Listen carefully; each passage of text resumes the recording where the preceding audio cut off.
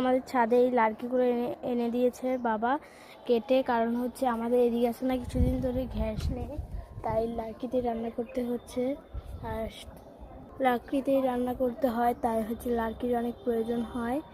মাটির চুলায় রান্না আমাদের খুব ভালো লাগে, বাট গ্যাস নেই তাই এখন একটু বেশি করতে হয়, তাই খুব ভালো লাগে। আর এই দেখো লার্কি দিয়ে পুরো ছাদ ভরে আছে, বাট এই সাইডে রাখেনি, কারণ এই সাইডে হচ্ছে আমার ফুল গাছগুলো নষ্ট হয়ে যাবে, আমি না করেছি রাখতে।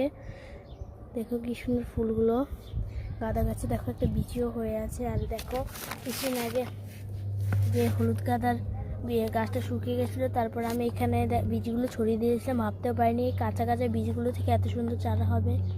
সবাই মাসলা বলতে ভুলবেন না, এগুলো আমি আর একটু বড় হলে অন্য টবে রিপোর্ট করে দিব। আর এখানেও আমার বোনের গাছের বিচিগুলো বোন লাগিয়ে দিয়েছে, হবে নাকি জানি না, এইভাবে আবল তাবল করে লাগিয়ে দিয়েছে। আমি কিছু বললেই ও আমাকে কথা শুনতে চায় না, তাই আমি আর কিছু বলি না। আর দেখো একটা সারপ্রাইজিং জিনিস, যে এত ছোট গাছে যে এটা হবে আমি ভাবতেই পারিনি। 1 2 3 গো! দেখো বন্ধুরা, আমার এই ছোট্ট গোলাপ গাছের যে ডাল থেকে চারা করে ভিডিও দিয়েছিলাম না, এই দেখো এখানে দেখো একটু ছোট্ট করে এসে গেছে। এটা কিন্তু গোলাপি জবাই ও গোলাপি গাঁথাই, একটু মিস্টেক হয়ে গিয়েছিল। দেখো কত ছোট ডাল, এটা থেকে চারা তৈরি করেছি, আর এখন দেখো কলিও এসে গেছে। আমি তো আশাই করিনি যে এর থেকে এত সুন্দর কলি হবে।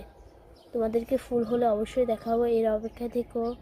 ফুলটা যদিও আমার আগের বড় গাছটার মতোই হবে, তারপরেও। আর দেখো আরেকটা জিনিস, আমার এই গাছের নিচের দিকটা দেখো পাতাগুলো এরকম হচ্ছে কেন, মনে হচ্ছে এটা ছোট পাতা রেখে আর একটু বড় হলে মনে হয় কুঁকড়ে যাবে। দেখো এগুলো কি ডিফারেন্ট, আর এগুলো কি ডিফারেন্ট, আর এগুলোতে যেন ছোটো ছোটো ফুল হয়। এই দেখো কি সুন্দর লাল রঙের ফুল, এই যে এই দেখো এখানে ছোট ছোট এই যে ফুলও ফুটছে। ফুল শুকিয়ে গেলে ঝরে যায় এই ফুলগুলো। আজকে ভিডিও পর্যন্ত। আমার কাটামোট গাছে দেখো খুব সুন্দর ফুল ফুটছে। টাটা।